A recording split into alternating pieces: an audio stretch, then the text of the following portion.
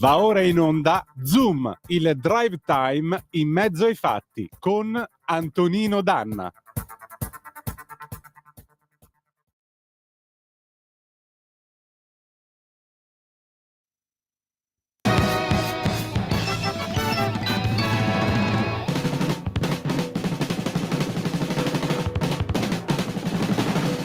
I might be moving to Montana soon, just to raise me up a crop of dental floss. Raising it up, waxing it down in a little white box that I can sell uptown.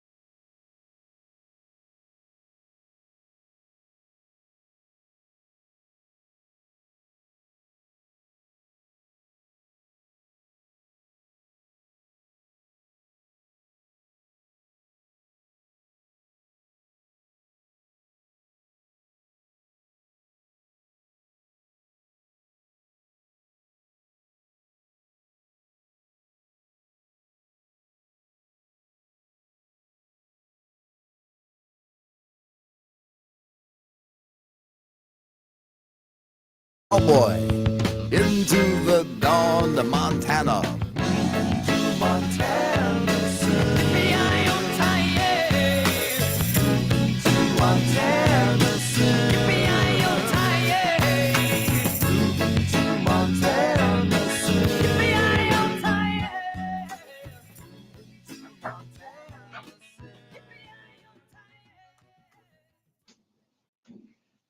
E rieccoci qua alle 18, 13 minuti e 29 secondi sulle magiche onde di Radio Libertà, i crisomicrofonati, cioè investiti del premio del microfono d'oro, però lui è muto, Lorenzo Viviani, Antonino Danna. Smutati Lorenzo, perché sono smutato, era il 1973, avete appena ascoltato Montana di Frank Zappa, fra parentesi un testo veramente demenziale ma geniale, perché parla di Frank che vuole andare a trasferirsi in Montana a coltivare filo interdentale, quindi pensate un po' la mente squilibrata di un uomo estremamente geniale, un pezzo meraviglioso, pieno di stacchi. Vi dovete sorbire Frank Zappa, purtroppo è la pena che dovete avere per ascoltare questa ora in cui parliamo di agricoltura. Adesso ritorniamo seri, perché naturalmente abbiamo un ospite molto importante, ringrazio naturalmente anticipatamente per la presenza sulle frequenze di Radio Libertà. Diamo il benvenuto a un grande amico di Radio Libertà, il presidente Ettore Prandini. Il presidente Bentornato. Buongiorno, buonasera Ettore. Buonasera a voi. Ciao Ettore, allora fresco da G7 in quel di Siracusa Ortigia, quindi qual è la percezione? Sembra il risultato è stato scoppiettante, viene da dire, però insomma ecco, se ci puoi raccontare, dato che comunque hai passato parte della settimana anche te nei lavori del G7.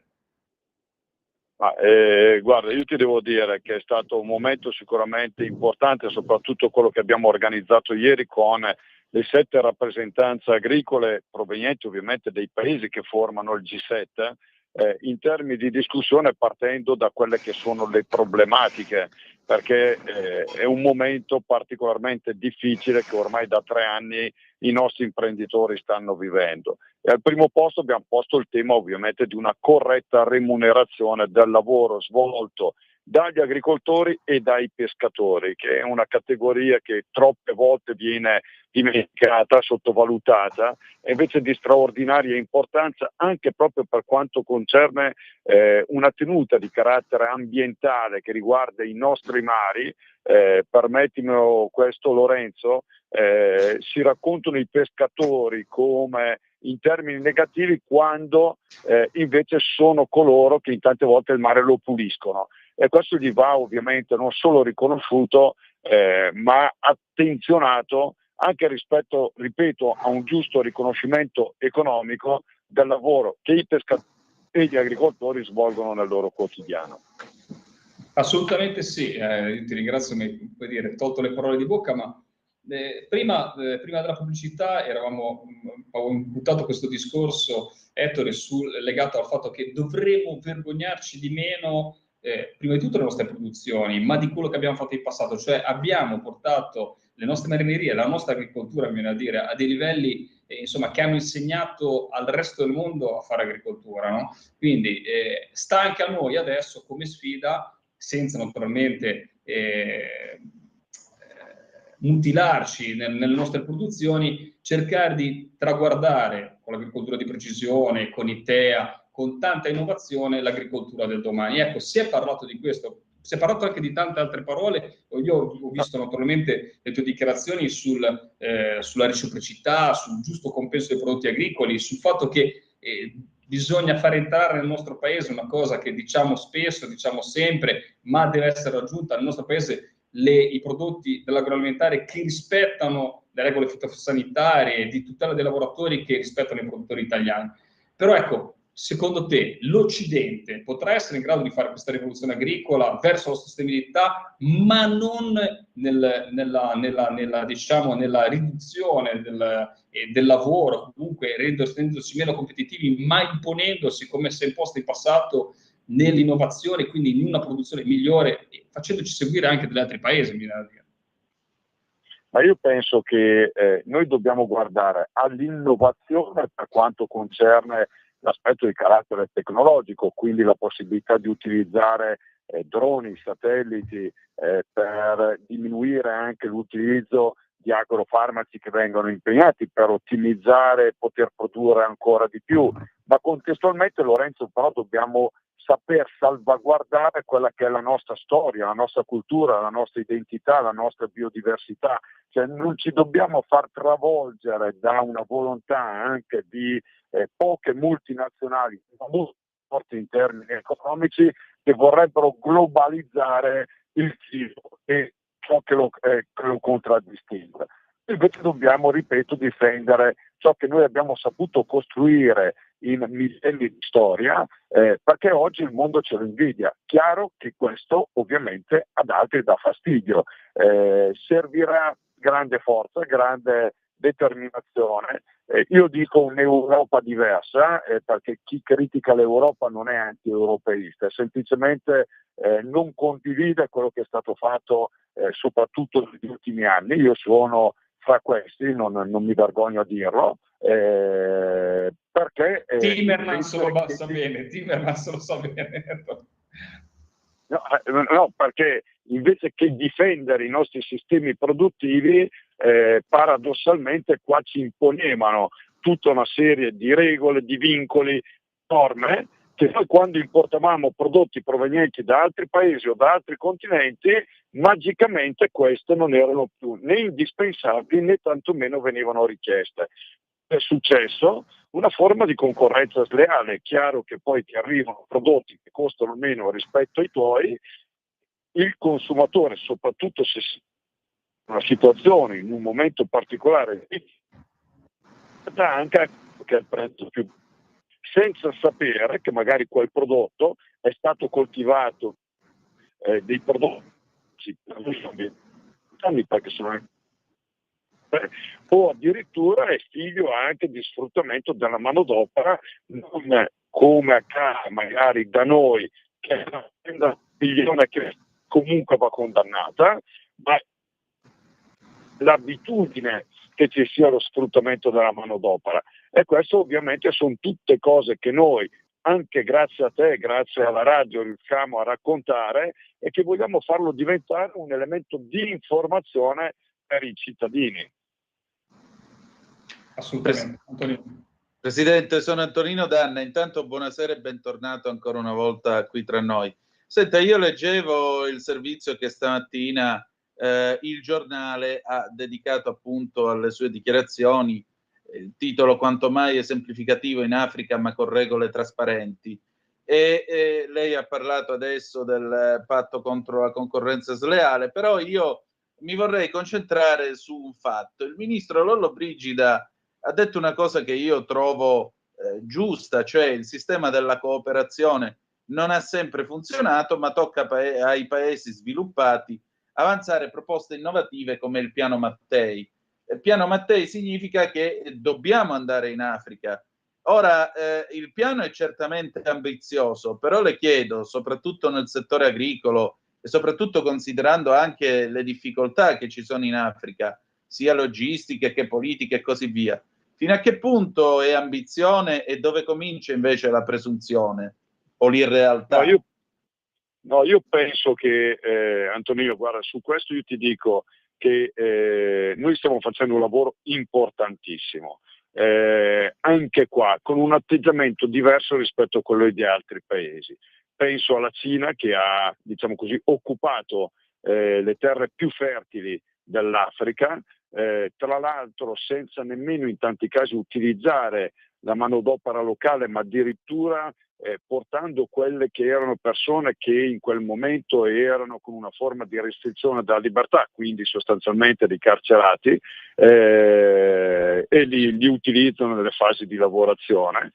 Quello che producono lo portano via e quindi non lo lasciano, e anche con un atteggiamento di altri paesi europei che hanno una storia che è quella di colonizzare dove vanno. Ecco, l'Italia in questo si distingue. L'Italia invece ha un aspetto sul quale si sta lavorando serio, professionale, di formazione, cercando di creare quelle condizioni per le quali queste popolazioni possono avere soddisfazione del lavoro che svolgono all'interno del loro paese e il prodotto che viene realizzato, quindi in questo caso il cibo, non deve essere esportato, ma deve rimanere a loro. E questo io penso che sia un altro aspetto importante. Quindi penso che l'Italia possa fare, diciamo così, da capofila.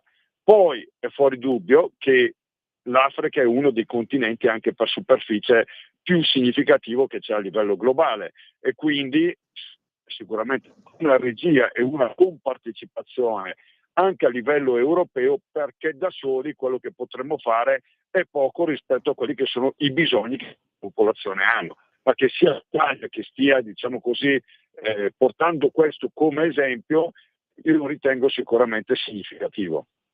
Cioè, diciamocelo chiaro, la melanzana dell'Algeria o il pomodoro del Gabon, dico per dire, non verranno a minacciare i prodotti italiani.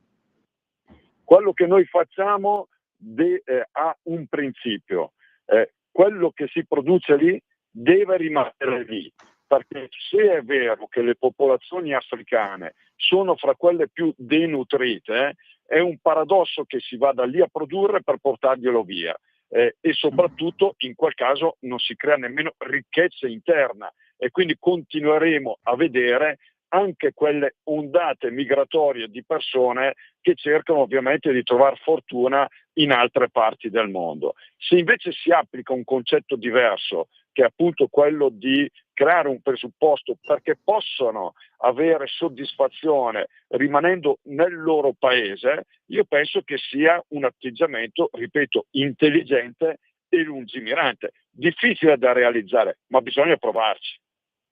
Lorenzo. Assolutamente, come non essere d'accordo con le parole del Presidente Prandini. Ultima domanda, Ettore. Presidente, nuova commissione, vecchio Presidente, cosa ti aspetti da questa nuova commissione? Si riuscirà a, come è stata fatta in ultima battuta con le modifiche alla PAC, a rompere, diciamo, un po' il sistema? Sarà una commissione, secondo te, di stampo ambientalista, di quell'ambientalismo, però perdonami, che è da salotto realmente, perché ricordiamo che i maggiori esponenti dell'ambientalismo in teoria sono proprio i nostri agricoltori, che sono quelli che in campo, in mezzo alla natura ci stanno tutti i giorni e la conoscono sicuramente meglio di tanti ambientalisti salottieri. Ecco. Si riuscirà secondo te ad avere un approccio diverso, a lavorare bene e a far capire l'istanza del mondo agricolo? Ma guarda, anche sotto questo punto di vista, Lorenzo, io cerco di essere molto pragmatico. Io qualche preoccupazione continuo ad averla e ti spiego anche il perché. È stato importante il discorso della von der Leyen quando si è insediata, quando ha parlato del fatto che gli agricoltori dovessero avere una corretta remunerazione del lavoro che svolgono. Per noi è fondamentale, lo dicevo all'inizio della trasmissione, è il nostro primo punto che ci caratterizza, che ci porta anche a confrontarci con gli altri paesi, non solo in Europa ma a livello mondiale, perché è comunque un problema diffuso questo che riguarda l'agricoltura. Aggiungo, mi aspettavo però da parte della von der Leyen nel discorso di insediamento un impegno preciso per quanto riguardava le risorse della politica agricola comune, cosa che non è stata fatta. E questo ovviamente porta a una preoccupazione. Perché? Perché gli altri paesi a livello mondiale sul cibo tutti stanno investendo. Ti do un dato: gli Stati Uniti nella loro politica agricola comune, la traduco col nome europeo, che dura 10 anni, investono circa 4 volte quello che investe l'Europa.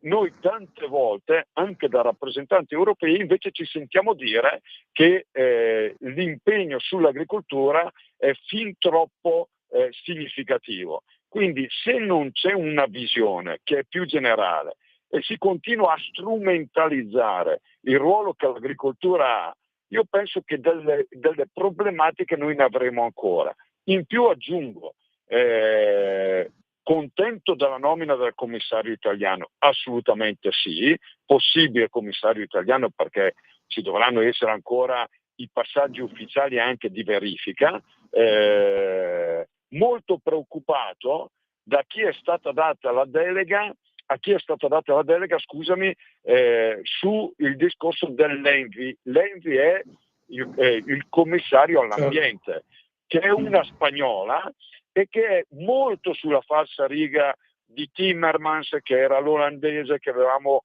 conosciuto nella scorsa commissione. Sotto questo punto di vista un cambiamento non c'è stato, e quindi non vorrei che alcune delle battaglie che abbiamo dovuto condurre negli ultimi 5 anni ci vedranno nuovamente protagonisti per un'Europa che fa delle scelte di carattere ideologico, ma che sono lontanissime da quelle che sono l'esigenza e la conoscenza delle attività produttive.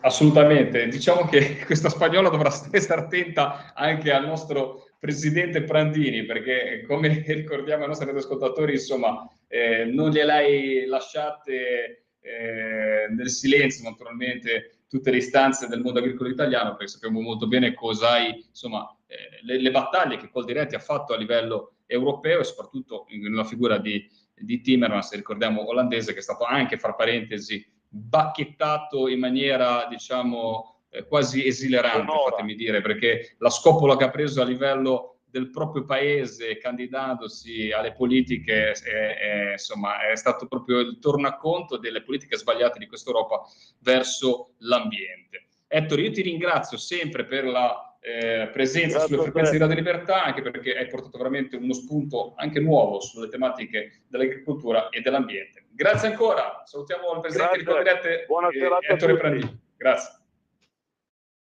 Buonasera Presidente. Allora, sì, però perdere altri 5 anni a dover tamponare la spagnola che ha tutte le sue manie Eurogreen, vi prego, non ce la possiamo fare. 5 li abbiamo già passati con Timmermans, mo ce ne abbiamo altri 5 con questa, ma che Dio ce la mandi buona. Che ti devo dire? Ma la cosa terrificante è che quando c'è un dibattito, io posso capire, a parte che secondo me non dovrebbe essere, fammi dire, poi andiamo in pubblicità, l'ambiente in contrasto con le attività produttive, ma dovrebbe esserci veramente qualcosa, diciamo, di insomma, qualcosa che va a pari passo, soprattutto quando parliamo di agricoltura, di pesca, di persone che potrebbero essere sfruttate come guardiani del territorio. Detto questo, c'era anche un commissario dell'agricoltura che era veramente nei confronti di Timmermans qualcosa di appecoronato alla Commissione Ambiente, quindi praticamente non si imponeva, perché se avessimo avuto un commissario dell'agricoltura che portava le istanze al mondo agricolo e si fosse, diciamo, anche un po' imposto rispetto al commissario all'ambiente, magari nasceva anche un dibattito interessante. Invece ne ha fatto da padrone, fortunatamente poi è stato bacchettato proprio dalla classe agricola nel suo paese, soprattutto penso dagli allevatori, perché si era inventato anche di far abbattere migliaia di capi insieme al governo olandese di bestiame in Olanda. Perché? Perché le scoregge fanno male, sappiatelo. Andiamo in pubblicità. E poi gli Ottawan, You're OK, 1980, tra poco. Il buono è il cattivo. Mercoledì, giovedì e venerdì, dalle ore 12 alle 13, Che giorno è? Con Pierluigi Pellegrin. Ed è tutto magna magna con Sammy Varin. Brutto non ascoltarli.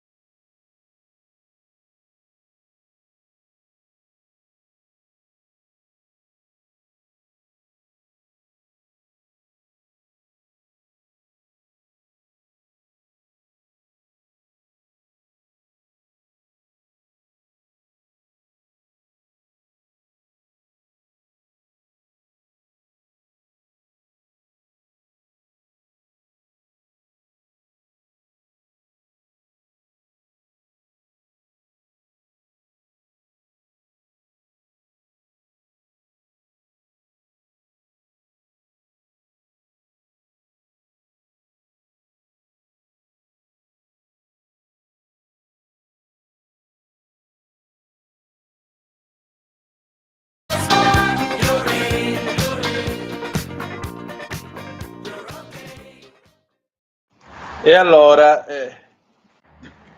Io rido già. sì, no, quella non è Federica Toselli, Andrea, ti chiedo scusa. Non lo è. Che foto gli hai mandato? No, io non gli ho dato nessuna foto. Andrea, stai attento che foto metti, Andre, siamo in fascia protetta, perdonami. Appunto, quella era una nota Davvero? di un paese siciliano di tanto tempo fa, Concetta niente, va bene. Allora, stavo dicendo, al telefono con noi c'è Federica Toselli, buonasera. Buonasera a tutti, ciao. Vede cosa hai fatto? Non dovevi rispondere al telefono, non aprite quella porta, non dovevi rispondere alla Libertà oggi. Ma perché? Perché ti racconto perché io voglio essere onesto con te, perché il nostro Antonino Danna, quando dici parli di pere e le pere di Federico, faceva sempre i sorrisini con i doppi sensi.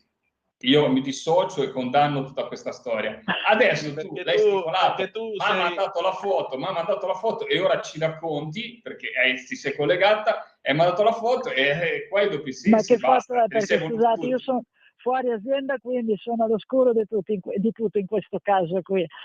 No, che foto, ci parlava, Antonino ci parlava di questa fruttiera, si dice, di questa insomma nuova invenzione di agricoltura verticale. Ah! Ma sì, vabbè. Ma niente, era una cavolata, quindi no. Ormai devi raccontare ai nostri ascoltatori. Ormai l'avete fatto vedere voi, sì. No, l'ha preso dal mio stato di WhatsApp, accidenti. No, non l'ho reso pubblico, sia chiaro, non è pubblico. Però almeno lo possiamo raccontare, almeno raccontiamo. Vabbè, così l'ho mandato perché praticamente ci sono 2000 Steinman e l'ho messe, posso dirlo, all'interno di un banale reggiseno dicendo dopo il verte verticale, perché esiste davvero nel campo diciamo ornamentale, che praticamente si tratta, lo dico molto semplicemente, ricoprire i tetti sempre nell'ambito, collegandomi alle green, alle nuove tecnologie per i tetti a verde. Ho detto io faccio la frutta verticale, cioè praticamente erano 2000 Steinman, erano abbondanti perché queste qui, la Super Steinman, erano alcune, cioè non tutte sono così, di mezzo chilo l'uno, ho detto le ho messe perché non ci stavano nella fruttiera, quindi ecco il verte verticale, ecco la frutta verticale che sta appesa così. Quindi era proprio una corbelleria, diciamola così, ecco. Solo che lui l'ha intercettata e Antonino, ma figurati se Antonino una cosa del genere non te la prendeva al volo, non te la beccava al volo. Ma perché io l'ho trovata bella, non l'ho capito io, l'ho trovata un po' ironica e un po' bella. Ma sì, è così. Ma infatti parliamo di raccolto ora, uscendo, senza andare fuori di senno con 2N. Parliamo invece di agricoltura. Parliamo invece di agricoltura, ecco, così hai anche riso, sporcaccione. Dicevamo, sì, parliamo di agricoltura, come è andato il raccolto invece? Ma adesso il raccolto siamo, come ti ho detto la settimana scorsa, si stanno ultimando le cose, però sì, i problemi per le patologie fungine che ci sono state, cioè purtroppo si sono visti i danni sui raccolti, ecco. E quindi proprio ascoltando anche l'intervista al presidente della Coldiretti, sì, condivido tantissime cose, la sostenibilità la condivido, però ci deve essere una sostenibilità ovviamente anche economica, che ci sia, se c'è una sostenibilità ambientale, dall'altra parte ci deve essere una ricerca che ci consenta di far fronte a queste patologie fungine. Mi riferisco all'alternario, comunque alla moniglia, che sono malattie muffe, ecco, per farla molto breve, molto sinteticamente, anche se qualcuno mi sentirà, insomma, vabbè, ci sono le sue differenze, ma per rendermi più comprensibili, sono sempre esistite, ma prima c'erano dei prodotti che erano più efficaci, adesso lo sono molto meno, quindi usare, insomma, usare tanta ricerca, ecco, se si vuole. Certo. Se tu pensi però, Fede, che a parte che insomma non muovere, sai che Coldiretti è molto attenta a queste cose, ti registra, quindi non muovere critica al tuo presidente, no scherzo. No, ma io però non detto questo, no, ma tanto avete detto la solita cosa, però scherzo, dicendoti questo, dato che ricordiamo che Federica è coldirettiana anche, puntata di Coldiretti, dovremmo farci sponsorizzare, Antonino, noi questa puntata. È un'idea. La prossima la dedichiamo a Confagricoltura, semmai rischiamo di non andare in par condicio. No, detto questo, scherziamo, abbiamo amici, anzi è citato Confcooperative, quindi abbiamo già dato un po' di par condicio oggi. E detto questo, però, te pensa che in tutte queste strade va benissimo la diminuzione dei fitofarmaci, ma dovresti darmi la possibilità di almeno lavorare, dato che siamo i primi in Italia nella ricerca. Avevamo anche intervistato all'epoca proprio esponenti dell'Università di Verona, dove praticamente la ricerca e l'innovazione a dei livelli, diciamo, proprio, insomma, quasi, cioè, la tecnologia è stata inventata proprio da loro quasi, e devono andare a sperimentare nel campo in Inghilterra. Stiamo parlando dei TEA, delle tecniche di evoluzione assistita. E ad esempio sarebbe una bella risposta dove dici: non utilizzo fitofarmaci, mi fai fare questo tipo di produzioni, che non vuol dire OGM, ricordiamolo, anche se l'Europa sbaglia e mette queste tecniche di evoluzione assistita che non utilizzano DNA esogeno, utilizzano solamente tipo il genoma editing, che è una cosa in cui tu induci praticamente, gli dai la nuova libreria per stampare le nuove proteine, cioè tu riesci praticamente a stimolare, dicendola proprio in soldoni in maniera poco da biologo, però riesce a stimolare la cellula vegetale a cambiarsi, quindi riesce a mantenere quella tipologia di vite che ti dà il Barolo, che ti dà quel vino, però facendoli magari creando quella resistenza verso la patologia. Ecco, riuscissimo ad andare in questa direzione, allora ti dico, quando siamo arrivati in quella direzione abbassiamo l'utilizzo dei fitofarmaci, ma finché non ci arriviamo diventa veramente problematico, soprattutto con una concorrenza, cominciamo a dire sempre le solite cose, l'abbiamo detto prima col presidente Prandini, verso paesi che non si fanno problemi, perché noi, i nostri agricoltori, e dimmi se sbaglio, tu hai un patentino, Federica, tu devi rispettare i trattamenti e fare un tot di trattamenti durante l'anno, sia nel numero giustamente che devi rispettare, sia non farli troppi. Poi devi rispettare il periodo di carenza, cioè il consumatore italiano ha una serie di tutele gigantesche rispetto al periodo di carenza. Ricordiamo ai nostri ascoltatori, vuol dire che quando c'è un trattamento bisogna aspettare un certo insomma, periodo temporale per far sì che la pianta, se fosse entrato anche questo insetticida non si fosse limitato naturalmente, in questo fitofarmaco all'esterno, fosse entrato nel metabolismo della pianta, comunque sia il tempo di carenza ti garantisce che questa molecola è stata comunque eliminata, cioè ha fatto lo suo effetto del farmaco ed è stato eliminato dalla pianta. Quindi, insomma, rispettiamo una serie di regole, abbiamo i controlli che fanno abbiamo 1000 enti ridondanti nel bene e nel male, perché sappiamo cosa vuol dire per un agricoltore, per un imprenditore italiano, subire una serie di controlli, molte volte diciamo anche stancante, però sfruttiamola questa cosa come consumatori, il fatto che comunque sia i nostri prodotti sono ultra controllati, quindi abbiamo una serie di... e poi dall'altra parte arriva la qualunque e ce la mangiamo, e ricordiamo da queste frequenze abbiamo denunciato all'epoca, ti ricordi Antonino, il pomodoro che arrivava dalla Cina, che non era certificato, c'era stata un'inchiesta, poi anche da vedere come è andata a finire, perché una nota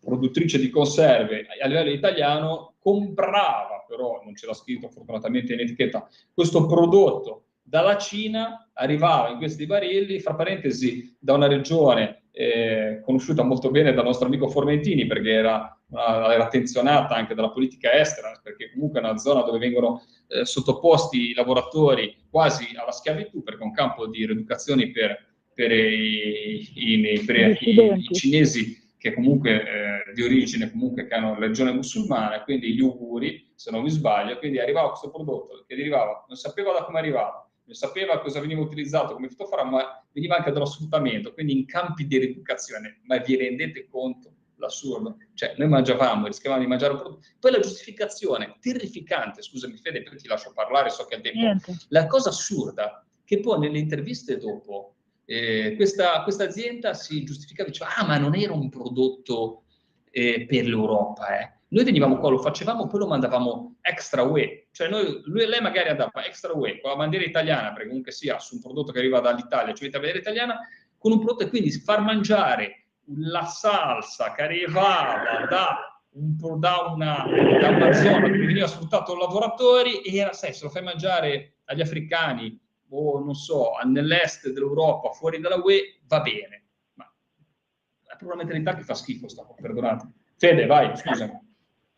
No, ma è verissimo, lo condivido, cioè io ho ascoltato l'intervista e l'ho apprezzata, quando parlava dell'Africa, giusto aiutare i prodotti, ti dico io, locali, perché purtroppo tante volte si vedono prodotti nostri che fatti da Sudafrica come le pere,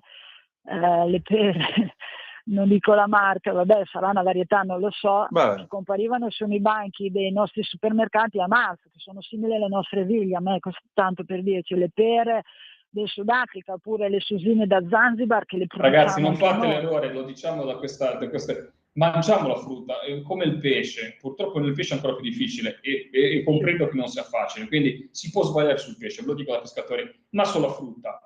Ma quando avete una pera che arriva dal Sudafrica, ma perché dovete mangiare? Avete proprio il bisogno, lo dico ai radioascoltatori, se volete intervenire per insultatemi, ma avete proprio il bisogno in quella stagione, fuori stagione, di mangiare la pera, cioè proprio, sentite, dovete andare al supermercato e dite, devo comprare una pera perché non ce la faccio più. Lasciatela sul banco, non è che, soprattutto quando si tratta di prodotti che posso capire a volte che uno va lì e dice per far cucinare mi serve un limone e in certi supermercati, e io me ne vado via, però posso capire che chi non ha tempo non lo fa, c'è solo il limone che viene da fuori, perché il limone dici mi serve, non so, taglio nel tè, serve sempre, ma una pera, ma mangiati qualcos'altro, caro radioascoltatore, che so che i radioascoltatori di Radio Libertà questo errore non lo fanno, però lo diciamo lo stesso. Vai, Fede.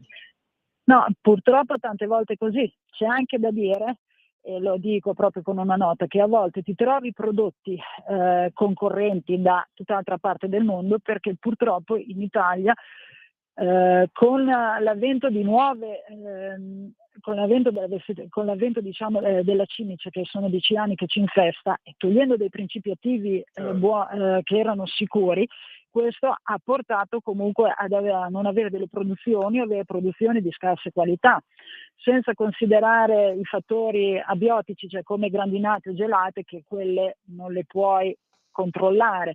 Però purtroppo noi abbiamo visto che, mi sono confrontata con anche colleghi veneti, per dire, si parlava, cioè purtroppo non si riesce a fare più agricoltura, non solo per una questione climatica, ma anche perché se ci sono questi insetti che causano danni notevoli, perché non c'è più l'agente di controllo o naturale o anche quello chimico, ovviamente i vuoti non è una questione non solo di fisica, ma in tutti i settori i vuoti vanno riempiti. Non so se faccio una domanda che però vedi, molte volte Fede, soprattutto diciamo la parte più ambientalista, ma dico anche con intelligenza, muove questa domanda, l'agricoltura intensiva dice usando anche troppi, ad esempio, pesticidi, troppi trattamenti che elimino anche l'insetto concorrente, elimino diciamo, il disturbo e quello che potrebbe magari predare o comunque sia ricoprire la solita nicchia ma non farmi il danno alla frutta. Quindi insomma, eliminando e facendo troppi trattamenti, io elimino anche chi è buono, l'insetto buono.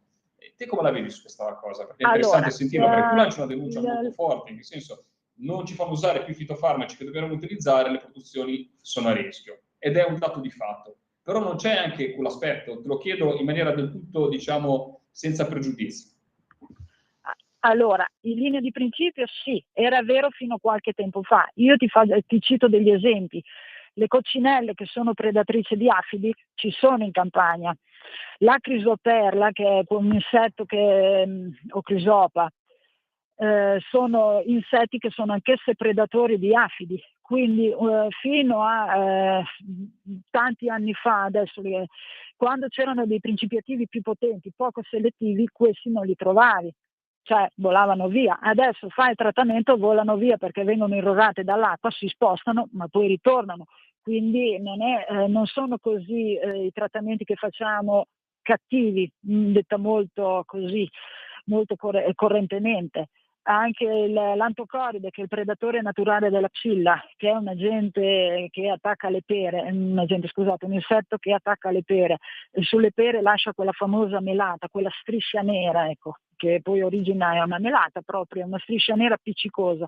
Quello, diciamo, una volta l'antocoride non resisteva ai trattamenti che c'erano, adesso sì, si scansa, come dico io, si fanno in là ma poi ritornano in campo, quindi della ricerca in questo senso ne è stata fatta, però è chiaro che di fronte a nuovi patogeni, nuovi agenti patogeni come la cimice, che sono 10 anni che ci sta infestando, i lanci sono stati fatti dalla Vespa Samurai, d'accordo, però non sono sufficienti, perché le trappole le abbiamo ma non sono sufficienti, quindi se si ripristina anche qualche vecchio principio attivo, forse dei danni così evidenti non ne facciamo, perché in parole spicce, se io non produco più, noi facciamo il doppio di danno, perché andiamo a importare. Purtroppo devo deluderti, ora non voglio deprimerti, ma la tendenza sarà quella di andare verso una riduzione sempre maggiore, anche se noi come Italia siamo staccanovisti nell'utilizzo dei fitofarmaci in senso positivo, cioè nel senso che non ne utilizziamo, abbiamo già dei livelli sicuramente bassi, però abbiamo il problema che l'impianto della Comunità Europea è quello di agevolare naturalmente l'utilizzo sempre minore. Fede, siamo in chiusura perché abbiamo il Parlamento, poi anch'io devo salutare Antonino. Io ti ringrazio. L'ultima battuta, cosa stai facendo in campo adesso? Ma adesso stavamo un po' ultimando la raccolta delle mele, poi aspettiamo un'altra raccolta di altre mele, tipo la Fuji, poi o altre, insomma, dopo altre cose faccio altre, quindi un po' l'attività insomma agricola si ferma un po', poi vabbè ci si prepara per le semine, quindi insomma è così, ecco. Grande Fede, Anto, a te la e allora, che dire di più? Grazie, io vi avevo mostrato questo bellissimo limone della costiera amalfitana che mi è stato portato dalla padrona di casa un paio di giorni fa. Se voi sapeste che profumo che fa, qualcosa di straordinario. Assolutamente sì, assolutamente sì, assolutamente sì. Allora, grazie Federica, ci ritroviamo molto probabilmente venerdì prossimo con le nostre malefatte e buon lavoro, un abbraccio. Ciao Fede. E allora adesso sì, direi di sì, noi ci ritroviamo quindi. E non ci lasceremo mai, abbiamo troppe cose insieme. Comunque sappiate che il 30 settembre quest'uomo sarà in pellegrinaggio a Vibo Valencia. Potremmo fare un collegamento di pomeriggio. Di pomeriggio mi collegherò con la torta da Vibo, se vuoi. Dalle 18:05 in poi puoi fare quello che vuoi. E allora ci sentiamo lunedì. Perfetto. Direttamente. Ciao a tutti, grazie della pazienza. Ciao Lorenzo. Ciao. E adesso qui Parlamento con Rossano Sasso. Qui Parlamento. Grazie Presidente. Sentire parlare di comicità e di scuola da parte di un movimento che ha espresso un ministro che è, voglio dire, agli annali delle cronache, quasi dell'avanspettacolo, poi è stato fatto un riferimento ad un concorso del 2017. Ma Presidente, per suo tramite, mi rivolgo ai colleghi del Movimento 5 Stelle. Ma voi veramente citate quel concorso dove il vostro ministro autorizzò lo scorrimento di una graduatoria tale fino al punto da assumere se stessa? Fu un caso eclatante di conflitto di interessi, per cui almeno in questo caso lasciate perdere, non affrontate quel tema perché fate sempre brutte figure. No, colleghi, per favore, facciamo svolgere la dichiarazione nello stesso silenzio con la quale avete svolto la vostra. Prego. Io mi sono rivolto alla Presidenza. Per favore, onore. No. si fa silenzio come hanno fatto silenzio gli altri. Prego. Grazie Presidente. Viviamo in una società dove l'aggressività è ovunque e dove i giovani sono i primi ad essere investiti da certi modelli negativi. Pensiamo ai fenomeni musicali che inneggiano alla violenza, all'uso delle armi come status symbol, alla violenza nell'ambito della coppia e contro le donne, alle fiction e ai tanti modelli negativi che intossicano la nostra società. Il rischio dell'emulazione è quindi preoccupante. E di fronte ai ripetuti fenomeni di danneggiamenti nelle scuole, di aggressione nei riguardi dei docenti, del personale ATA e dei dirigenti scolastici, sia da parte degli alunni che dei familiari, di fronte a immagini di scuole devastate, con computer, lavagne sfasciati, immagini di teppismo e di negazione del diritto allo studio, quindi vandalismo allo stato puro, il governo e il ministro Valditara hanno deciso di intervenire con la proposta che stiamo discutendo, ma non solo su questo, anche su altro. Prima ancora, ad onor del vero, il gruppo parlamentare della Lega aveva presentato e fatto approvare nel Parlamento una proposta di legge che inasprisce le pene per chiunque usi violenza nei confronti dei lavoratori della scuola e allo stesso tempo pianifica tutta una serie di iniziative volte alla prevenzione. Perché la scuola è soprattutto comunità educante, luogo di crescita e formazione, luogo che non può essere più violato dalle intemperanze se non violenze di pochi che restano spesso impuniti. Parliamo di situazioni che hanno inciso sulla serenità generale, che hanno privato migliaia di studenti del diritto allo studio per settimane a causa dell'azione di minoranze irresponsabili. Pertanto il governo ha deciso di porre in essere delle azioni chiare e concrete. In che modo? Molto semplice. Ad esempio, chi occupa e devasta una scuola merita il 5 in condotta e la bocciatura. E la famiglia deve rispondere dei danni creati dai pargoli, perché è giusto che non sia più la comunità ad accollarsi dei costi dei ripristini, è giusto che chi rompe paghi. Così come è giusto che se durante la lezione uno studente estrae una pistola ad aria compressa, spara dei gommini in faccia alla docente mentre svolge la sua lezione e fai riprendere la scena con un telefonino dagli amici e poi la pubblichi sui social, ti becchi 5 in condotta e rischi di perdere l'anno.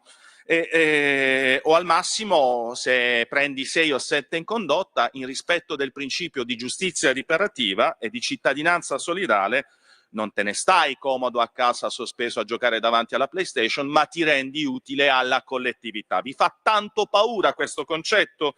Il governo ha voluto, grazie al ministro Valditara e grazie alla Lega, far sentire ai docenti la vicinanza dello Stato. Lo ha detto prima, chi aggredisce un professore aggredisce lo Stato, quindi non deve rispondere soltanto dei danni causati al docente ma anche alla scuola, perché con l'aggressione viene messa in discussione l'autorevolezza della funzione educativa. E guardate, sempre per suo tramite Presidente, lo dico ai colleghi delle opposizioni, il rispetto del principio di autorità non è un feticcio della destra, non è un feticcio della Lega, è un principio basilare della nostra democrazia, perché senza il rispetto del principio di autorità c'è l'anarchia. Magari a qualcuno di loro potrà piacere, ma a noi non lo riteniamo giusto. E il disegno di legge di cui discutiamo interviene anche con l'aggiornamento della disciplina in materia di valutazione del comportamento degli studenti, al fine di Qui Parlamento.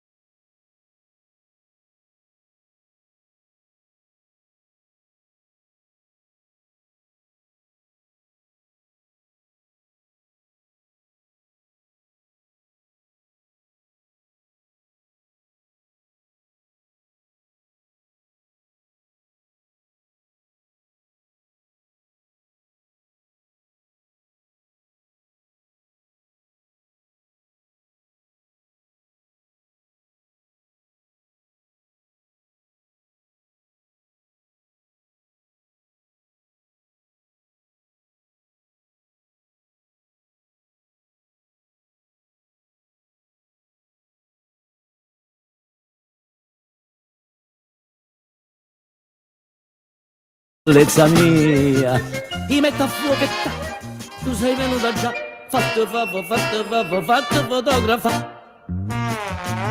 La prima che ti fai, ci provi gusto. Di faccia, di profilo, a mezzo busto. E poi...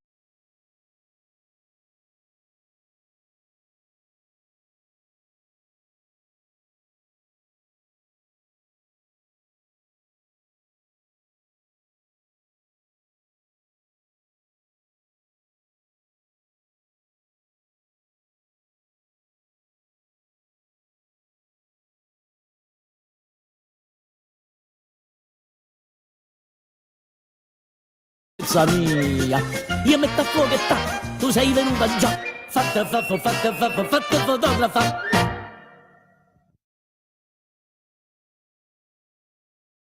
Ed era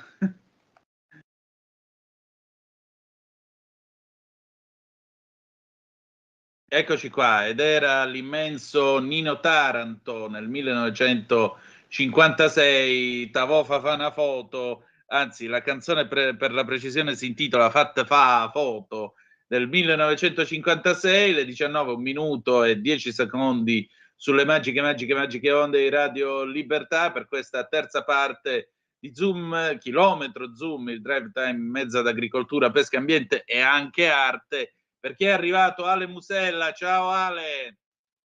Ciao, buonasera a tutti. Allora, stasera si parla di fotografia, ecco perché il pezzo. Bravo, sì, oggi parliamo un po' di fotografia, sì, un pochettino. Ma giusto un pochettino, dimmi tutto. Ma allora, tu sai che comunque sia, io ho collaborato con la creazione di Andy White London, che è questo portale che tra un po' partirà per quanto riguarda le fotografie fine art, e per cui credo che ci sia ancora un pochino di chiarezza da fare sul discorso sul mondo del collezionismo delle fotografie. Sì. Perché in Italia non è ancora partito, o quantomeno veramente sono molto pochi rispetto a quelli legati al mondo dell'arte. Ma perché? Perché la fotografia è l'elemento riproducibile per antonomasia, mentre l'opera d'arte, l'opera prima, normalmente un quadro, a meno che tu non faccia una foto, rimane sempre lui. La scultura, abbiamo detto tante volte, fino a un tot di riproduzioni va bene, poi dopo diventa un multiplo. La fotografia ci devono essere delle regole molto precise, perché altrimenti diventa un poster. Per quanto possa essere stampato bene in fine art, e per cui perché attenzione, la stampa fine art è una stampa, come tu sai, lo ripeto perché l'abbiamo già detto tante volte, per cui ci sono gli stampatori apposta per fare questo tipo di qualità di carta. Certo.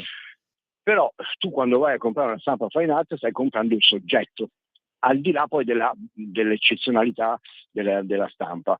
Per cui su questo dov'è che non si fida ancora l'italiano? Sul fatto che come nella scultura, quando entriamo nel mercato della fotografia, anche la fotografia dovrebbe rispettare al massimo le 8 riproduzioni per fotografia, per poter essere definita una fotografia da collezione. Poi nella saligrafia, come anche nella fotografia, di solito le tirature sono più ampie, per cui è più facile trovare una di 100, una di 50, però come è facile immaginare, meno ce ne sono e più hanno un valore. Sì, come ovviamente. In tutte le cose. Per cui, per esempio, noi in galleria adesso stiamo approcciando il discorso della fotografia, però sistematicamente le fotografie che prendiamo in considerazione non devono avere più di 8 riproduzioni. Perché? Perché 8 riproduzioni, lo ricordiamo sempre a chi ci ascolta, significa che una volta che è stata stampata in qualsiasi tipo di dimensione la fotografia, in teoria poi dopo non viene più stampata, per cui c'è una certifica da parte del fotografo e della galleria che garantisce. Perché attenzione, in questo caso perché la galleria è importante? Perché fa da garante al fatto che sono fatte 8 stampe e non ce ne siano più, e questo significa che comunque sia, se uno poi vuole andare a comprare quella fotografia deve andare da chi l'ha comprata, non può più rivolgersi al fotografo. Infatti. Ed è questo l'inghippo, che spesso e volentieri nella fotografia uno dice ma tanto non lo sa nessuno, magari io lo stampo lo stesso, magari è un mio amico, magari tanto la gente non lo sa, e questo è quello che fa risultare meno credibile il mercato del collezionismo legato alla fotografia. Perché? Perché comunque sia non si ha mai la certezza che un rullino venga buttato o che la possibilità, soprattutto adesso nel digitale, che cioè col digitale tu potresti riprodurla milioni di volte. Vabbè, non c'è limite in quel caso. Capisci? Per cui ci deve essere un'estrema fiducia e un'estrema correttezza, ma soprattutto la correttezza deve arrivare in primis dal fotografo, perché è lui che è il proprietario delle sue fotografie, capito? Sì, per cui sono i primi fotografi italiani che devono capire che cosa vuol dire entrare nel mercato del collezionismo e per cui diventare seri. Ce ne sono alcuni che sono serissimi e per carità di Dio vanno benissimo. Poi entriamo nell'ottica invece che rispetto all'artista, al pittore, ci sono pittori che pensano di essere Picasso ma vengono subito ridimensionati. Sul discorso della fotografia, una bella fotografia è una bella fotografia. Che l'abbia fatta mia zia, che l'abbia fatta io o che l'abbia fatta soprattutto adesso con la tecnologia che c'è. Per cui in quel caso tu compri il nome di chi ha fatto la fotografia. Per esempio, probabilmente l'anno prossimo noi faremo un evento molto importante qua in Versilia, riproponendo delle fotografie. Pronto? Sì, ti sto ascoltando. Delle fotografie che sono state fatte negli anni 60 di James Bond o comunque di attori famosi in pose particolari, in ambienti particolari o seduti su arredi particolari. Allora quella diventa una fotografia d'autore perché è stata fatta negli anni 60, perché comunque ha un soggetto riconoscibile e comunque anche in quel caso. Allora, oggi si parla di 8 fotografie per non andare poi nei numeri troppo alti. All'epoca non era così, non c'era questo tipo di regola, però ovviamente all'epoca c'erano i rullini, per cui comunque la fotografia era meno riproducibile rispetto adesso.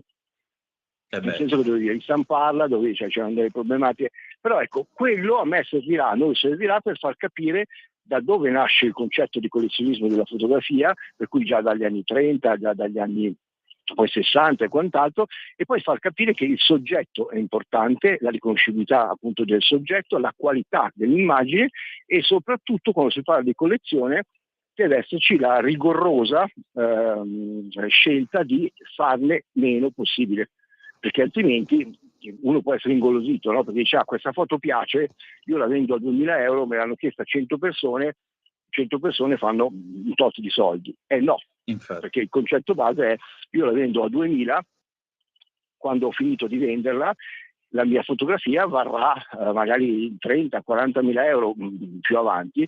È ovvio che però in quel caso il fotografo cosa fa? Io l'ho venduta, non è che il fotografo dice è mia per cui la vendo io a 40.000 euro. No, se sei entrato nel mondo del collezionismo significa che ti devi anche un po' mangiare le mani, ma nel momento in cui tu l'hai venduta, uno ha creduto in te o ti ha pagato quella cifra, non è che se poi sale la fotografia, allora tu dici io ho il master o comunque ho la possibilità di ristamparla per cui la rimetto in giro, perché altrimenti non vale più, capito il discorso? È questo che alletta un pochino il fotografo, capito? Il fatto di pensare ogni tanto di poterla fare franca sotto questo punto di vista, non capendo che questo è quello che va invece a inficiare il concetto di collezionismo di fotografia. Infatti, decisamente aggiungerei. Ma senti, ma perché esistono questi atteggiamenti, diciamolo pure, da pezzottari nell'arte? Perché c'è sempre quello che alla fine ragiona e vabbè, tanto ti frego. Prima o poi la verità viene a galla. Ma loro non capiscono. Allora, molte persone pensano di poter avere meglio la gallina oggi che l'uovo domani, no? O l'uovo oggi che la gallina domani, adesso non mi ricordo come si dica. Meglio l'uovo oggi che la gallina domani. Esatto. Sì. Se però tu fai un percorso, devi anche sottostare a determinate regole, che alcune volte significa anche magari guadagnare di meno oppure dire cacchio, mi hanno comprato 8 fotografie, io le ho vendute appunto a 5.000, oggi perché sono cresciuto quelle fotografie valgono 20. Devi essere contento, però non è che puoi andare in giro a rivenderle o comunque o a elemosinare qualcosa o a chiedere dei soldi a chi magari adesso le vende a 30-40 mila. È come l'esempio che ti avevo fatto una volta del Papa che era stato riprodotto da un artista francese di Catalan. Catalan ha venduto a 9 milioni, questo gli ha dato 50.000 euro, quando ha visto che è stata venduta a 9 milioni ha detto ma io ne voglio di più. Ma scusami, se hai patteggiato quello, se hai concordato quello è.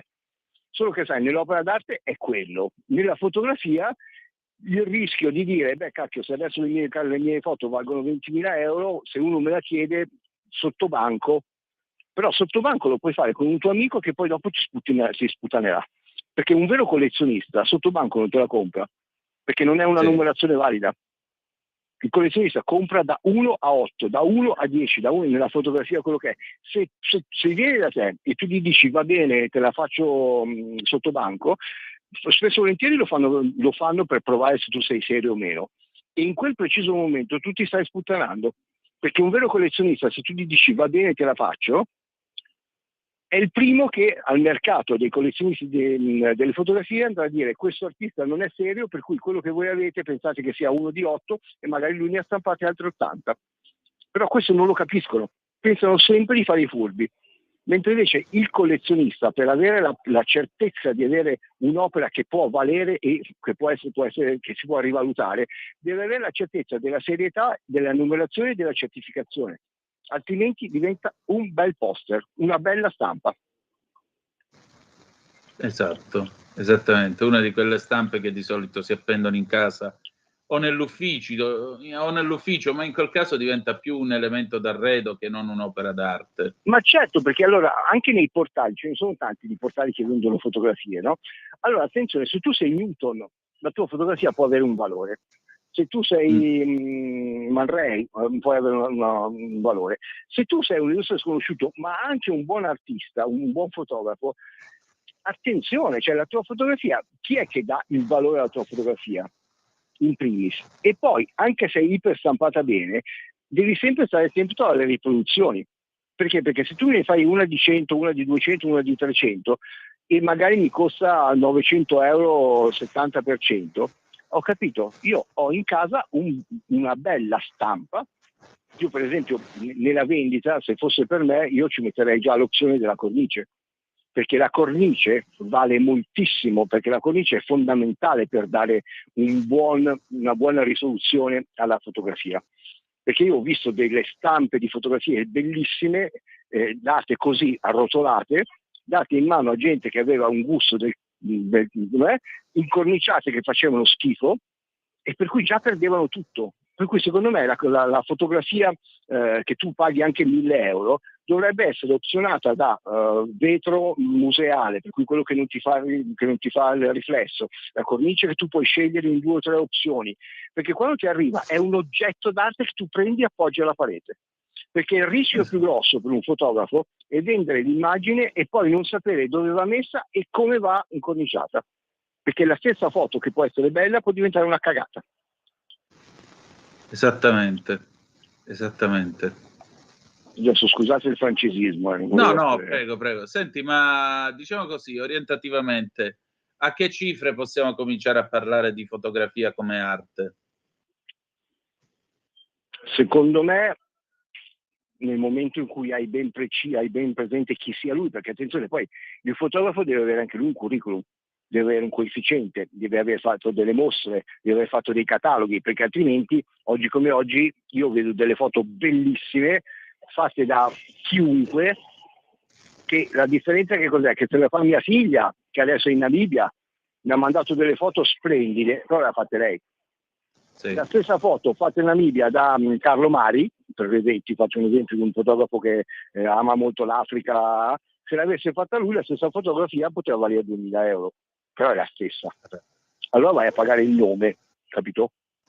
Sì. Per cui sotto quel punto di vista lì, secondo me quando si parla di collezionismo, non è che tu possa dire oggi, va bene, vediamo, punto su questo e vediamo cosa succede. Perché? Perché il collezionismo legato al mondo della fotografia deve essere comunque spinto da professionisti, da galleristi, da critici, perché comunque è quello che fa la differenza, perché se no una fotografia, come ti ho detto, di mia figlia e di Carlo Mari, se le metti a fianco sono uguali e non capisci perché una debba costare 3.000 euro e l'altra 0. Allora lì ci deve essere un mercato, ci deve essere una squadra che spinge, che ti fa capire che Carlo Mari ha quel tipo di valore, altrimenti è una fotografia, bella quanto vuoi, ma rimane una fotografia. Esattamente. Senti, ma per i nostri ascoltatori, no? Uno ha la macchina fotografica, digitale o analogica, a sua scelta, esce, va in giro, Quando è che passiamo dalle semplici 4 foto fatte perché siamo andati a fare la gita al lago alla foto che si fa arte? È il colpo d'occhio, perché adesso la qualità della stampa o della realizzazione, oggi ci sono dei programmi e quant'altro, lo stampatore è ancora molto importante, comunque ci sono programmi che ti trasformano. Allora a quel punto è l'attimo. Per cui la fotografia può diventare arte nel momento in cui hai intrappolato un attimo che tu hai avuto la fortuna di vedere e che riproponi agli altri. Perché se è soltanto un tramonto, se è una bella barca sul mare, chiunque lo può fare. Allora a quel punto, se non sei un nome, la tua fotografia può diventare arte nel momento in cui stai catturando un attimo da raccontare. Altrimenti è una foto come tutte le altre. Infatti. Ho le foto del cibo. Senti, possiamo dire una cosa? Posso dire una cosa? Ma che cacchio di senso hanno le foto del cibo? Io, per esempio, qualche sera fa guardavo Tintoria, questo podcast che fanno Rapone e Tinti, lo trovate su YouTube, molto divertente. Una di queste sere c'era ospite Alessandro Borghese, il cuoco. Persona che a me personalmente sta molto simpatica e che stimo pur non avendolo mai conosciuto, però a me fa simpatia Borghese. E lui diceva questa cosa qua, dice: io creo il piatto, te lo mando e non posso tollerare l'idea che tu perda tempo a fare la fotografia al cibo, tant'è vero che non sono state poche le volte in cui sono uscito dalla cucina, sono andato, signora guardi, io ho cucinato, non è tempo di fare le foto, mangi. Anche cioè, la soddisfazione del cuoco sai. E la soddisfazione dell'artista? Allora, attenzione, ci sono dei fotografi che sono specializzati nella fotografia del piatto, perché molto spesso si dice mangi anche con gli occhi. Allora, un conto sono le fotografie che vengono fatte in maniera anche professionale, ma per incentivare l'afflusso in un ristorante, no? Per cui ti faccio il piatto bellissimo che sembra eccezionale, ma basti pensare alle campagne pubblicitarie che fa McDonald's, piuttosto che quando ti fanno vedere quei panini o che tu schiacci che esce fuori di tutto. Non è così. Quelli sono dei belli imbrogli che servono per far arrivare la gente, e poi quando ti trovi in mano il vero panino è tutto fuorché quello che tu hai visto nella pubblicità. La foto d'arte legata invece al cibo parte proprio da un contesto differente, e cioè viene anche composta come se fosse un'opera d'arte, per cui paradossalmente l'opera d'arte della foto legata al cibo viene concordata con il cuoco, però spesso e volentieri la super foto non è quella che tu mangi, è la foto che viene preparata. Allora diventa quasi un quadro, capito? Perché io ho visto delle cose che sembravano di Kandinsky, sai, quando giochi con l'amarena, o anche con il gelato, capito? Per cui sono due cose diverse. Poi se parliamo di influencer che devono fotografare anche quando vanno in bagno, per carità, anche a me è capitato di fotografare qualche piatto, ma perché volevo fare un favore a un amico o perché mi sono trovato praticamente bene in un ristorante e allora ho voluto far vedere se il piatto era bello, guardate che bello. Però più che bello era buono, perché altrimenti io non vado a mangiare un piatto bello, vado a mangiare un piatto buono. E questo sicuramente. Allora torniamo in quello che diceva prima lo stesso Borghese: io ho lavorato per darti il piatto, tu mi devi fare onore mangiandolo, non fotografandolo, appunto, perché il piatto è buono. Esatto. Ecco, c'era una volta un tipo di foto che almeno è andata in voga fino agli anni 60, primi 70, ed era quella di fotografare i propri neonati ignudi. Oggi abbiamo le mamme che postano i figli in tutti i momenti. E allora cosa è degenerato in tutto questo? Soprattutto, che senso ha questa corsa alle fotografie dei neonati? Allora, io conosco delle artiste, delle fotografe che si sono specializzate nella fotografia del neonato, ma perché? Perché comunque il neonato arriva, viene messo in uno studio, viene ricreata la situazione, e per cui quello può essere un bellissimo ricordo per la mamma, per il papà, ma anche per il bambino, ok? sempre se non è fatta a fine espositivo, cioè nel senso lo fai per te stesso. Poi ovviamente corre di mamma, magari se una foto è fatta bene ti fa piacere anche esporlo. Se poi entriamo nel concetto di esporre i bambini, a me fa sorridere perché ufficialmente per la pedofilia o quant'altro tu vedi ogni tanto delle fotografie dove c'è il bollino sulla faccia del bambino. Poi invece d'altro canto invece vedi di tutto in giro con la mamma che allatta, per cui non so neanche come sia la regolamentazione di quel punto di vista lì. Allora, una foto d'arte fatta bene può essere un bel ricordo, può essere qualcosa che comunque viene gestito in quella maniera. Se è fatta col fine speculativo, per esempio, ci faccio un esempio, a me fa ridere Fedez e la sua ex signora, la Ferragni. Hanno fatto 2 puntate, due serie di Ferragnez che erano improntate su che cazzo facevano i loro bambini e li vedevano tutti. Poi cosa succede? Hanno litigato e la Ferragni ha detto io non voglio far vedere la faccia dei miei bambini. A me faceva ridere, perché a un certo punto dov'è la differenza? Prima le hai pubblicizzate in tutto il modo impossibile, perché altrimenti non avresti fatto quei 2 programmi. E poi quando vai a discutere, no, io la faccia del mio bambino la oscuro. Non ti sembra un po' un controsenso? Ecco, appunto, certo che è un controsenso. Lo diciamo a chi ci ascolta, per favore non riempite Facebook con le foto dei vostri bambini, perché quella è tutta roba che molto spesso va a finire nei pacchetti dei pedofili che si scambiano tra di loro. Quindi evitate di esporre i figli, evitate di esporli alla curiosità altrui.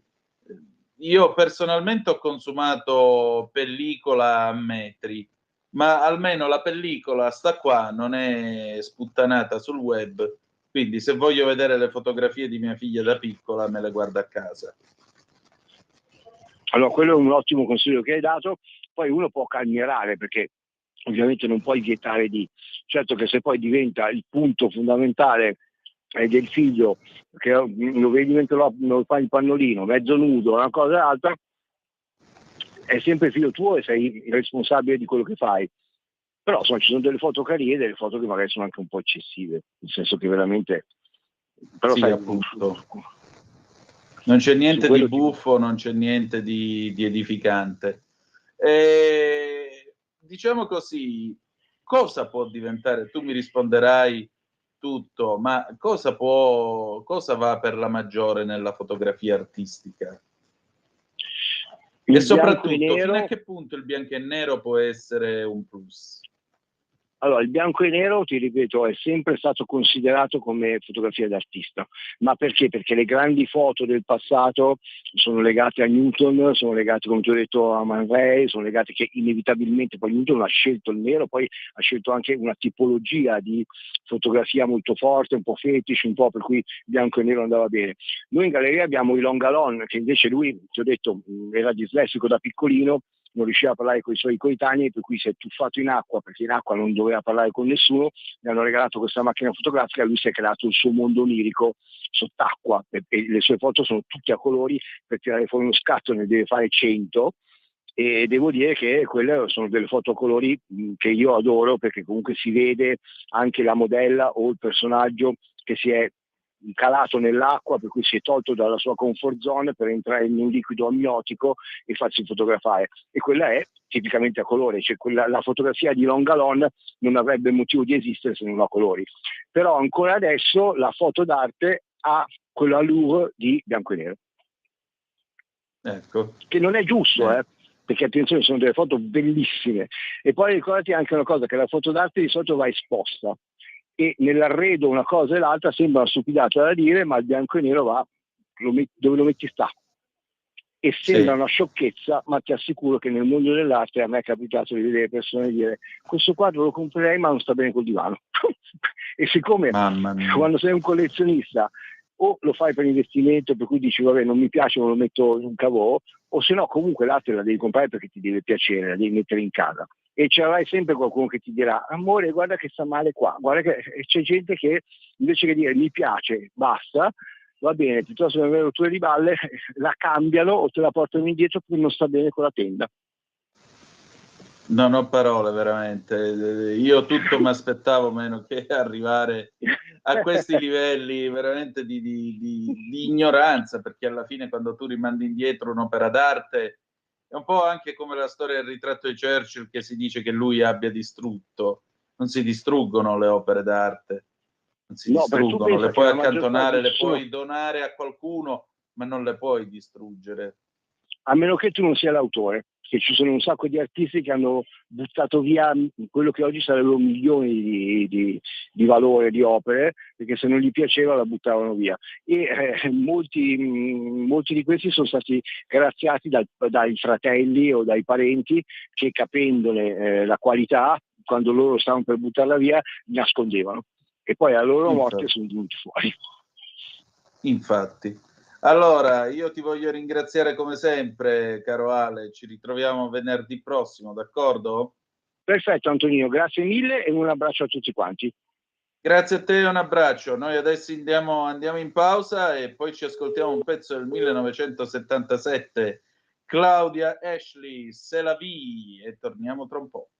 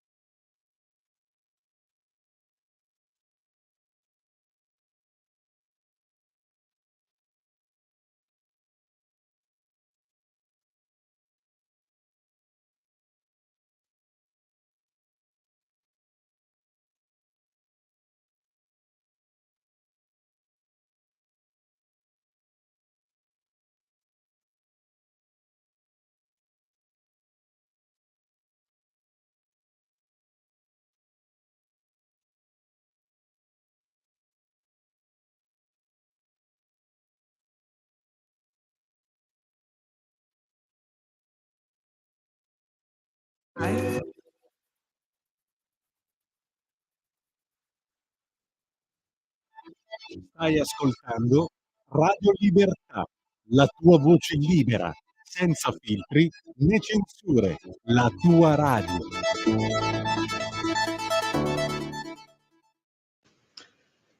E il disco slam di questa sera alle 19:30, 36 secondi in questo momento era Claudia Ashley, C'est la vie del 1977, ladies and gentlemen. Sì, l'ho tirato via da una puntata di Piccolo Slam, chi di voi se lo ricorda, con Sammy Barbò e la buonanima di Stefania Rotolo. Che in questa, la particolarità è che in questa puntata, mentre andava questo pezzo, e avete ascoltato anche le imperfezioni e le imprecisioni del vinile, perché evidentemente il disco era sporca la puntina, ogni tanto una pulita va data. In questa puntata c'era niente meno che una giovanissima Jodie Foster che ballava col tailleur addosso. Pensate, vestita col tailleur.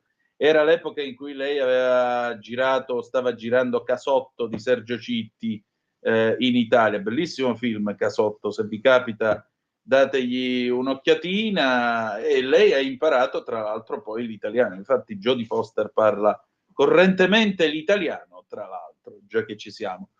Orbene, da questo momento i telefoni sono aperti, 0292947222 se volete dire la vostra, oppure 340 670 se volete intervenire attraverso la zappa o WhatsApp. Potete mandare anche dei messaggi audio, non è che ci sono problemi, noi li ascoltiamo e poi è vero, insomma, provvediamo. Allora andiamo a dare nel mentre una ricapitolata alle agenzie dell'orbe terracqueo per vedere che cosa succede in questo venerdì. Thank God it's Friday. Noi ci ritroveremo poi domani alle 9:35 trattabili sulle magiche onde, sempre in Radio Libertà. Per il garage dell'Alfista avremo un grande collezionista, Daniele Turrisi, per cui avremo modo di parlare. Ciao Antonino, chi era l'ospite che hai intervistato poco fa e dove ha la galleria? Marco dalla Versilia. L'ospite era il nostro Ale Musella e non mi ricordo più dove abbia la galleria, però io ora gli scrivo immediatamente. Aspetta un attimo, Alessio. Eccolo qua, ora io lo cerco, eccolo qui.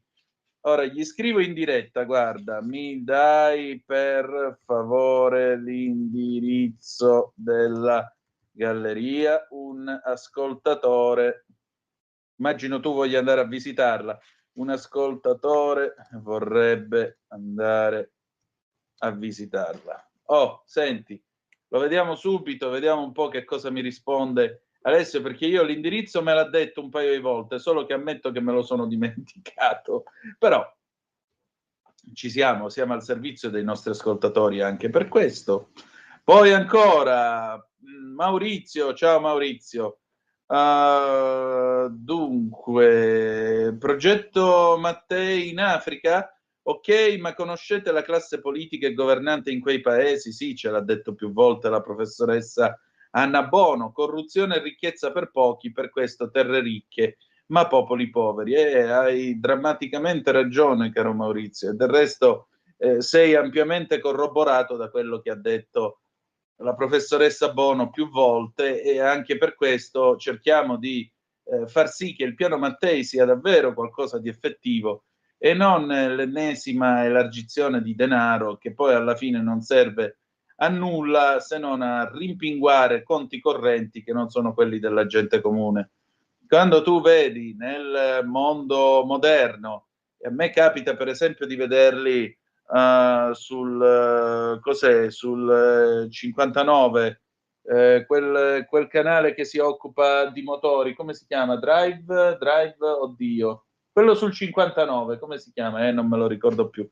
Vabbè, comunque, a me capita di vedere per esempio dei servizi o delle docuserie che vengono realizzate in Africa, e qualche tempo fa c'era per esempio questo camionista, non mi ricordo se nel Gabon o in Nigeria, e questo qui praticamente aveva questo camion, un vecchio camion della Renault, camion degli anni 80, figuratevi voi, ma in Africa del resto i camionisti che mi stanno ascoltando avranno i brividi tra poco, o un moto d'orgoglio, girano ancora i vecchi Fiat 682. Il 682 è stato prodotto tra il 52 e il 1988, ma già verso il 71 in Italia non era più in produzione, pensate un po' voi. Eppure mezzi così, che hanno milioni di chilometri sulle spalle, continuano a fare il loro lavoro in Africa. Poi viene l'ecologista di turno e vi dice: siete voi che inquinate con la Panda, ma questa è un'altra storia. Insomma, voglio dire, c'era questo vecchio camion Renault che doveva fare un trasporto di materiale, una consegna, e però la strada che percorreva, dice, speriamo che non viene l'acquazzone, perché nel momento in cui va l'acquazzone la strada è asfaltata per 50 chilometri, dopodiché ce ne sono 100 che è una mulattiera, diventa tutto fango, le ruote fanno ventosa e il camion sprofonda. E infatti il camion ha spanciato e poi ha dovuto aspettare per ore fino a quando non è arrivato qualcuno che andava in senso inverso con le catene e lo ha tirato fuori. Ma cavolo, nel 2024 non si può ancora ragionare in questi termini. Eppure, come vedete, in certe parti del mondo si va così. Quindi, Maurizio, che dire di più? Hai pienamente ragione. Allora, io vi do le ultime news. Vorrei cominciare con una cosa, perché mi ha toccato molto questa notizia. Qualcuno direbbe muor giovane chi al cielo è caro, non lo so. Io però, quando più il tempo passa e più leggo notizie di gente che muore giovane, mi tocca. Ecco, morta, dice l'ANSA, scusate, batte l'ANSA, morta la 18enne ciclista svizzera Muriel Furrer. Lo annuncia Luci, la Federciclismo Mondiale, ieri la caduta in gara. È morta Muriel Furrer, la 18enne svizzera caduta ieri durante la prova juniores dei mondiali di ciclismo a Zurigo. Lo annuncia Luci, la Federciclismo Mondiale. È con grande tristezza che l'Unione Ciclistica Internazionale e il comitato organizzatore dei campionati del mondo di Zurigo hanno appreso oggi la tragica notizia della morte della giovane ciclista svizzera Muriel Furrer, ha dichiarato l'organismo in un comunicato stampa.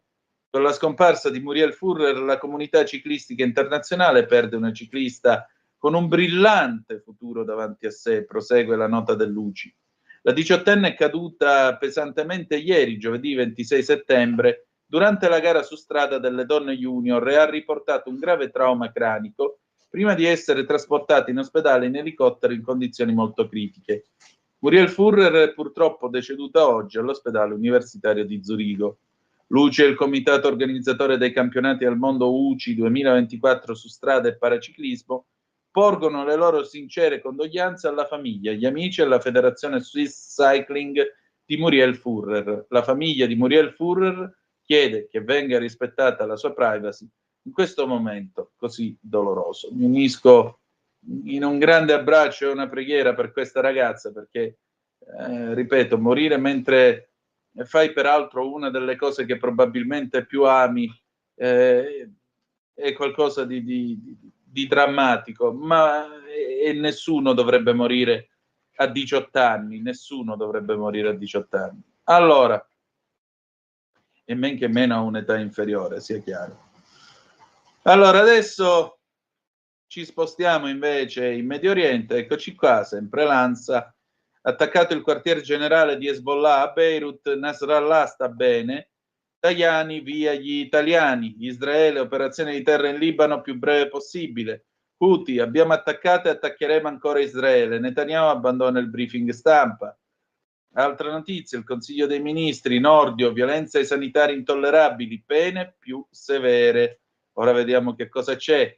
Giorgetti illustra il piano strutturale di bilancio aggiornato, spesa più 1,3% nel 2025. E poi infine a Catania, donna dà fuoco a una ragazza aggredita in strada dopo una lite tra ragazzine. Ecco, io veramente certe volte vi giuro, certe volte io mi chiedo se mentre vi leggo queste cose, se io sia realmente calato nella realtà o se questo sia uno scherzo o un macabro show. Allora, sentite qua, una 26enne ha riportato ustioni sul 20% del corpo dopo che al culmine di una lite in strada a Catania Un'altra donna le ha gettato addosso del liquido infiammabile e le ha dato fuoco. La vittima è ricoverata nel reparto di rianimazione dell'ospedale Cannizzaro con la prognosi riservata. Secondo quanto si è appreso, ha ustioni al volto, collo, braccia, torace. È seguita da specialisti del centro ustioni. Sul posto sono intervenute le volanti. Indaga la squadra mobile della questura. Dietro l'aggressione ci sarebbe una lite tra due minorenni per un ragazzo conteso.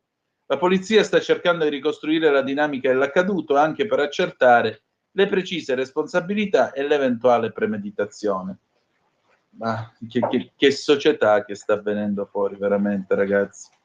Che società. Dicevamo di Nordio, invece, siamo sempre qui sull'ANSA. Il ministro Nordio, per chi commette violenza ai danni di personale è previsto l'aumento delle pene fino a 5 anni e l'arresto obbligatorio nella flagranza di reato, con la possibilità di differire l'arresto non oltre le 48 ore. È un forte effetto deterrente che chi lavora con grande sacrificio in ambulatorio e pronto soccorso venga aggredito e malmenato ed ambienti essenziali come quelli ospedalieri devastati è una cosa intollerabile, ha detto il ministro della giustizia Carlo Nordio parlando del decreto legge approvato oggi dal Consiglio dei Ministri. È intenzione del governo prevedere nella prossima legge di bilancio una norma che avrà adeguata copertura finanziaria per l'installazione di sistemi di videosorveglianza nelle strutture sanitarie maggiormente interessati da queste aggressioni, ha aggiunto il sottosegretario Alfredo Mantovano. Le norme sulla videosorveglianza non sono state inserite nel DL perché è necessario un confronto con le regioni e col garante per la privacy. Dal 1 gennaio saranno certamente disponibili i presupposti per estendere la videosorveglianza dove necessario. Tra l'altro il governo, trovandosi facendo, ha anche varato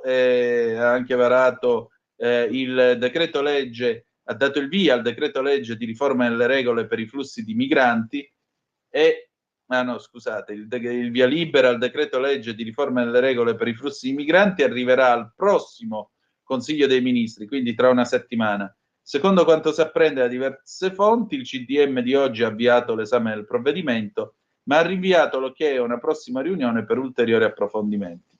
Non c'è nessun contrasto tra ministri e tra le forze politiche, ma c'è l'esigenza, trattandosi di una materia particolarmente complessa, di arrivare a un prodotto definito che regga e leghi bene ciascuna delle parti reciprocamente, ha spiegato il sottosegretario Alfredo Mantovani in conferenza stampa a Palazzo Chigi. Come è composto questo provvedimento, dice Mantovano, sempre nelle parole riferite dall'ANSA: dare effettività agli ingressi regolari al collegamento col lavoro, rendere il contrasto al caporalato, quindi allo sfruttamento in nero, qualcosa di più effettivo, facendo emergere dalla condizione di sfruttamento il lavoratore in nero, maggiori garanzie di identificazione del migrante che arriva irregolarmente, che è la parte proposta in particolare dal Ministro dell'Interno. L'altra parte aggiunta è quella di giustizia, relativa a un esame più accurato dei ricorsi contro i dinieghi delle domande di protezione. Allora, per il nostro ascoltatore, il nostro Marco dalla Versilia, mi ha risposto Ale Musella. Aspetta un attimo che te lo dico subito. Per la precisione, la sua bellissima galleria è a Forte dei Marmi, in via Carducci 45, quindi non ti puoi sbagliare. Poi c'è anche quella a Dubai, ma quella a Dubai credo che non ti interessi. Quindi se voi volete incontrare Ale Musella, via Carducci 45, Forte dei Marmi, ok? Così almeno lo sapete. Insomma, se volete visitare anche il suo sito www.oblongcontemporary.com. Comunque via Carducci 45, Forte dei Marmi. Perfetto, allora andiamo a vedere un po' che cosa c'è, perché c'è anche un consiglio letterario che ci viene inviato. Sì, allora vorrei consigliare agli ascoltatori il libro Le vite delle donne contano, scritto da Francesca Totolo, un viaggio allucinante nelle storie di stupri, aggressioni, omicidi perpetrati nei confronti delle donne italiane da non si può dire chi. Buona giornata, no? Dagli immigrati e dagli stranieri, insomma. c'è un po' di tutto, perché il libro, tra l'altro, il titolo non è propriamente Le vite delle donne contano, ma è Le vite delle donne contano, Lola, Pamela e Desiree, quindi 3 famosi casi di cronaca che Francesca Totolo evidentemente ha voluto raccontare insieme ad altri casi e fatti che sono avvenuti. Vediamo ancora un'altra notizia. Candidato col tatuaggio, scrive l'ADN Cronos, il posto di lavoro potrebbe sfumare. La parola sindacalisti, direttori del personale, giuristi, consiglia il tatuatore professionista.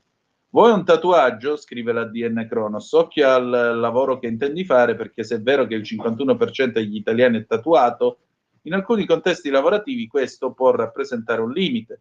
Il caso, ad esempio, di chi porta una divisa, anche se alcuni ricorsi fatti da lavoratori stessi sono stati vinti, perché erano stati fatti in posti poco visibili.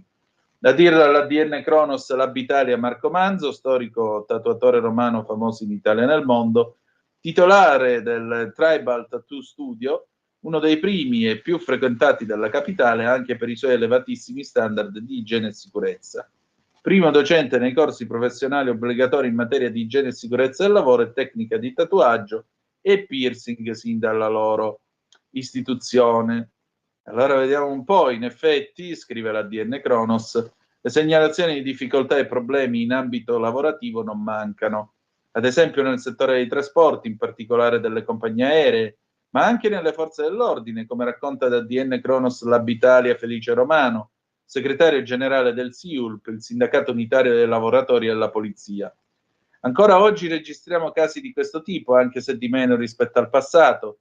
Ad esempio ci capitò il caso di 2 colleghe che dopo 2 anni di corso si sono viste respingere il reclutamento per un tatuaggio sulla punta delle dita del piede, cosa ancora più discriminatoria perché le donne portando una scarpa décolleté sono riconoscibili rispetto a un collega uomo.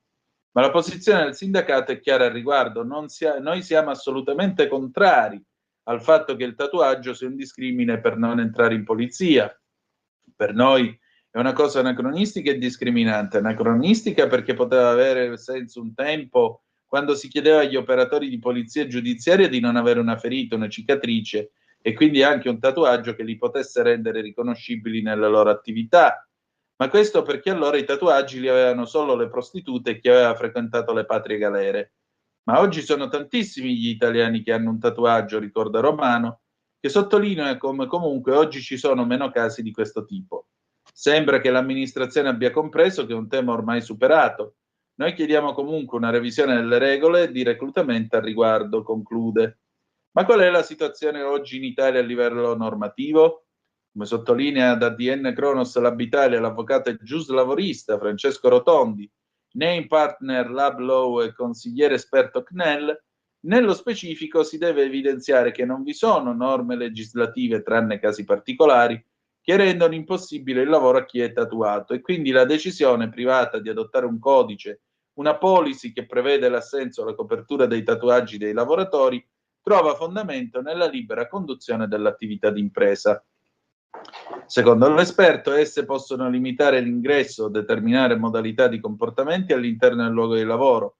La legittimità di tali previsioni sostiene pacifica laddove siano necessarie e opportune in relazione all'attività alla quale si riferiscono, mentre possono risultare illecite laddove si dovessero trasformare in comportamenti discriminatori, poiché ad esempio prive di una reale giustificazione. Ritengo che non si possa avere una posizione netta sul tema perché le policy, come le norme, non possono non tener conto del pensiero e del sentire sociale, ovvero ciò che determina il successo o l'insuccesso della norma stessa. I cambiamenti estetici d'abbigliamento, di linguaggio fanno in realtà del più ampio concetto di cultura, che è continuo cambiamento e può creare problemi di distonia tra le varie generazioni, sottolinea. Detto ciò, laddove un imprenditore dovesse avere particolari necessità o dovesse ritenere di condurre la propria attività applicando anche regole che arrivano a questo punto, deve assolutamente dotarsi di codici e policy ben chiare e precise. E laddove non dovessero sconfinare in atti discriminatori, non v'è alcun dubbio circa la loro legittimità. Conclude Rotondi. Questo è, insomma, vi ho letto parte del report dell'ADN Cronos voi assumereste qualcuno tatuato oppure no? Questo è da vedere.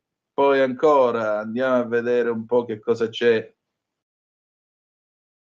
Il caso della povera Maddie, ormai dopo quasi 20 anni, a quanto pare ci sarebbe uno che avrebbe confessato in cella.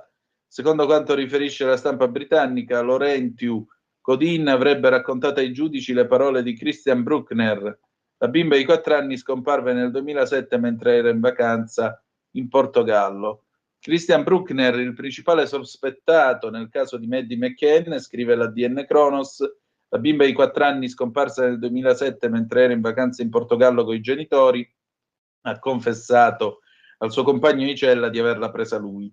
Secondo quanto riferisce la stampa britannica, Codin avrebbe raccontato ai giudici che Bruckner, attualmente in prigione per aver violentato una pensionata americana a Praia de Luz, la stessa località dove si trovava Maddie, gli avrebbe confidato di aver preso una bambina durante un'irruzione in una casa in Portogallo. Codin, deponendo in un tribunale in Germania, ha espresso il timore che Madeleine possa essere stata sepolta, dal momento che Bruckner gli aveva chiesto se il DNA di un bambino può essere prelevato dalle ossa sottoterra. Mi ha detto di aver fatto un furto in Portogallo, ma ha detto che aveva rubato lì, in una regione dove ci sono alberghi e dove vive gente ricca, ha rivelato ancora il compagno di cella del 47enne tedesco, accusato anche di altri reati a sfondo sessuale. Ha detto che aveva visto una finestra aperta, che stava cercando dei soldi, non li ha trovati, ha visto una bambina e l'ha presa. Bruckner l'avrebbe portata via in auto e sarebbe riuscita a dileguarsi prima che la polizia arrivasse sul posto. Ecco, questo è uno di quei casi in cui se uno viene ampiamente provato, ammetto che mi viene difficile non dirmi a favore della pena di morte, perché uno così meriterebbe, se fosse vero, se fosse provato oltre ogni ragionevole dubbio, meriterebbe di essere fucilato come minimo. Vabbè, ma questo naturalmente non può accadere in Italia, grazie a Dio, perché in Italia se ci fosse la pena di morte, Dio solo lo sa quanti casini e quanti errori giudiziari incredibili verrebbero fuori, quindi lasciamo perdere che è meglio. Allora, un ultimo recap, il telefono comunque è ancora aperto, 0292947222, abbiamo ancora 3 minuti scarsi prima di salutarci. Vediamo un po', andiamo a vedere che cosa dice a quest'ora, anzi no, andiamo a vedere un po'. Barbara Berlusconi nel frattempo si dice amareggiata sulla scelta di Sala su Malpensa, cioè sul fatto che Sala si è detto contrario all'intitolazione dell'aeroporto a Silvio Berlusconi. Trovo davvero meschine queste polemiche post mortem, ma ha ragione Barbara Berlusconi. Basta, cioè Berlusconi non appartiene più alla cronaca, per quanto qualcuno pensi ancora che Berlusconi sia addirittura oggetto di cronaca e segnatamente giudiziaria. Berlusconi, può piacere o non piacere, appartiene ormai alla storia di questo paese, con tutto quello che lui ha fatto. Quindi direi che purtroppo gli animi non sono ancora calmi per un giudizio sereno, non lo saranno per i prossimi 50 anni, quindi ci vorrà un po' di tempo, poi vedremo.